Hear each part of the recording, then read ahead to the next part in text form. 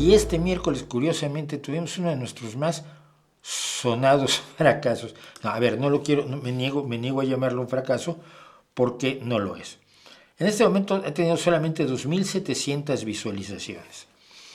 Marc Marginedas, que pronuncié mal su apellido y ofrezco las disculpas del caso, es un gran experto en Rusia, ha vivido en Rusia, habla ruso, ha sido corresponsal del periódico en 2 ocasiones, del periódico de Cataluña en 2 ocasiones, ha conocido a muchísima gente implicada en los distintos aspectos del gobierno y de la vida cotidiana rusa. Él es además un enamorado de Rusia.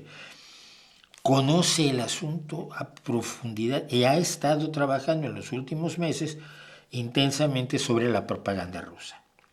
La propaganda rusa nos afecta. Mucho de lo que recibimos en Twitter o en WhatsApp o en Facebook es material que ha pasado por la propaganda rusa. Existe una acción continuada de propaganda rusa para generar caos y confusión entre quienes considera sus enemigos.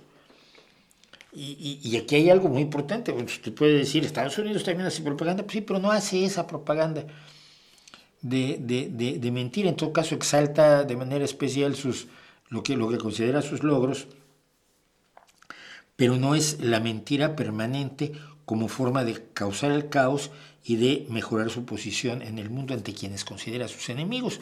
Pues Estados Unidos, yo no creo que considere que España o Francia o Alemania o México sean sus enemigos y por lo tanto pues no les dirige propaganda como la propaganda rusa.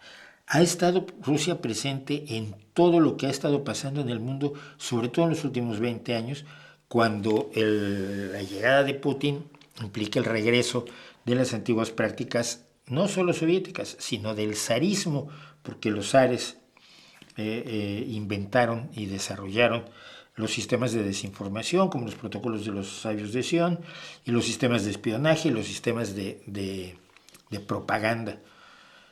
Acuérdense ustedes de lo que eran las aldeas Potemkin, aquel príncipe Potemkin que iba poniendo fachadas, que eran solo las fachadas en las aldeas por las que pasaba Catalina la Grande, y entonces Catalina la Grande estaba convencida que reinaba sobre un imperio ruso que era donde la gente pues vivía bien, eran de clase media, tenían casitas bonitas y carruajes y caballitos, ¿no? Entonces pasaba Catalina la Grande y decía, oye, qué bien está mi pueblo. Se iba ella y desmontaban todo y se llevaban a los caballitos y a los carruajes y a la escenografía al siguiente pueblo por el que iba a pasar el carruaje o el tren de Catalina la Grande. Ese es el nivel de propaganda rusa que es muy difícil ver en otros lugares donde no haya un autoritarismo extremo.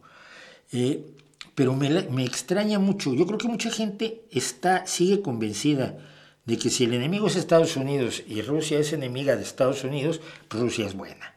No Rusia es buenísima, Rusia está llena de gente maravillosa. El gobierno ruso pues es bueno y defiende las mejores causas y está con los pobres y con los desprotegidos. Y eso es una milonga absoluta. Basta ver cómo se vive en Rusia. Basta ver las leyes que ha proclamado Putin o decretado Putin, el manejo brutal que se hace contra los perseguidos y los asesinatos continuos que desarrolla Putin, como para darse cuenta de que igual no son el bueno de la película. Pero, por lo visto, yo esta entrevista, que considero que es esta conversación, que es una de las que considero más importantes que hayamos hecho en este canal, está pasando un poco sin pena ni gloria. Ya me dirán ustedes luego por qué.